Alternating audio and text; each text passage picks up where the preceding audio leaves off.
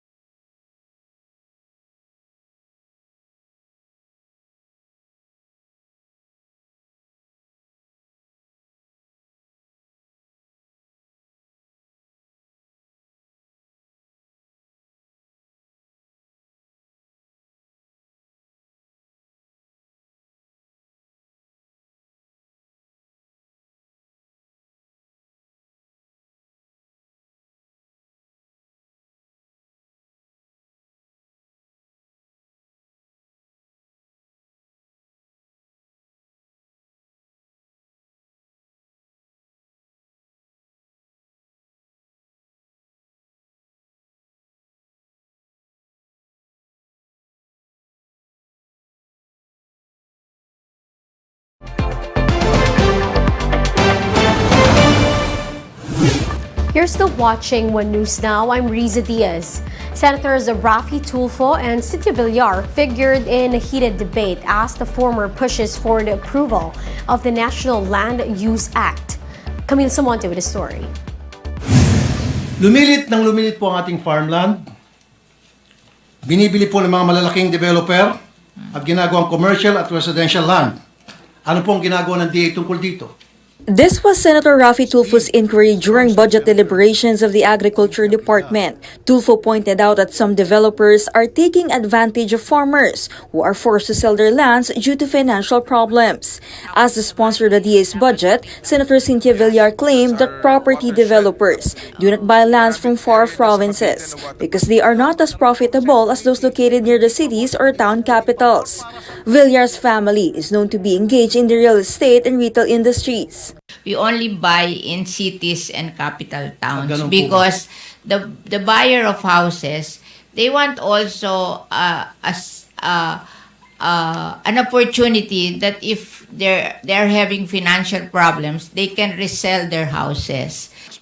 But Tulfo argued he has evidence to prove that farmlands in his hometown in Cauayan, Isabela have been converted into subdivisions.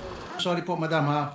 Yeah. Na hindi lang po sa Cauayan, sa Isabela, kundi sa marami tend pong to mga disagree probinsya with you. na marami na po mga subdivision na nagsilipa na. Where will the people live if you don't build subdivision? Marami po mga lugar na pwede pong pagtayuan ng subdivision. Huwag lang po i-take over yung mga farms. Tulfo also mentioned the rice certification law, which he claims pushes farmers to sell their lands due to tight financial conditions. But Villar, who authored the law, insisted that it was also able to help rice farmers by giving back to them the taxes collected from the measure. I have no guilt to any rice farmers. I'm not All saying- the money that came from the rice tarification I'm not saying po were na kayo po'y given guilty. back to the rice farmers. In line with this, Tulfo urged Congress to approve the National Land Use Act. The bill, which is one of President Marcos' priority measures, is seen to address indiscriminate conversion of agricultural lands into commercial use, which in turn impacts food security. 4 na presidente na po ang dumaan at hindi pa rin po ito mapasa-pasa. Hindi ko po alam kung bakit. The power of determining the implementation of the land use is with the local government. Why will you remove it from the local government and transfer it to the national government? Do you think that is better? It is better po na dapat sa national government ang humawak po nitong batas na National Not Land Use Act. everybody agrees with you. Well, not everybody Ako, agrees I with you don't as well, ma'am. agree. Motion is approved. Thank you, Mr. Senate President Mig Zubiri suspended the session amid the continued heated debate. Upon the resumption, Tulfo apologized over the matter. He then ended his interpellation and said he will just deliver a privileged speech on the National Land Use Act. For News 5, Camille Samonte, We Are One News. From senators to former Vice President Lani Robredo, political analysts are putting forward names that they say may run for higher positions in 2028. In an interview with the chief geopolitical expert Richard Heydaria named Senators Raffy Tulfo, Robin Hood Padilla, Amy Marcos, and Risa Hontiveros as those with the potential to win a higher office in the next elections. He added that he also sees the former Vice President Lani Robredo in the mix if she runs for and wins a Senate post in 2025. Raffy Tulfos are good. I mean, I think he's making waves very early on. Robin Hood Padilla, I think, will probably look at the vice presidency as another option.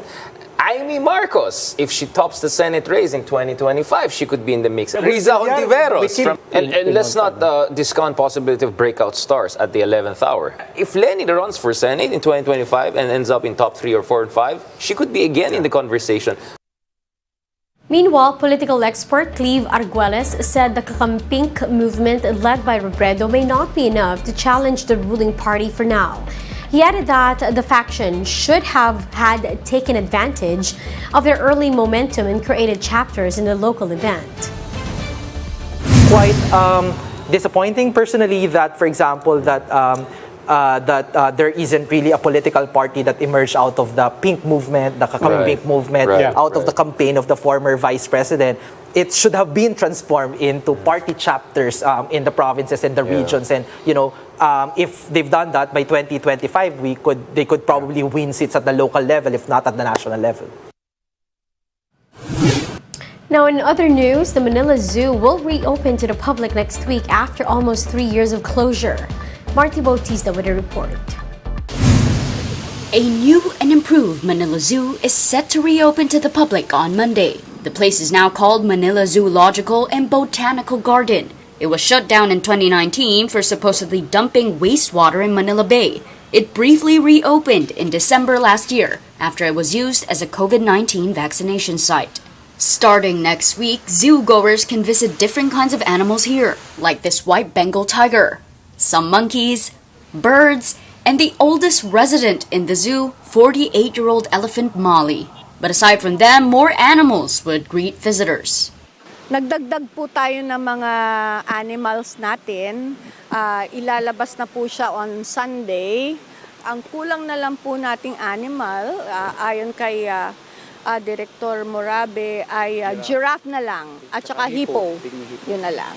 The zoo has a total maximum capacity of 2,500 visitors. The entrance fee for Manileños is at 150 pesos, while students in Manila get a discounted rate of 100 pesos. Non-residents will have to pay 300 pesos. Senior citizens and persons with disability, meanwhile, get a 20% discount in the entrance fee.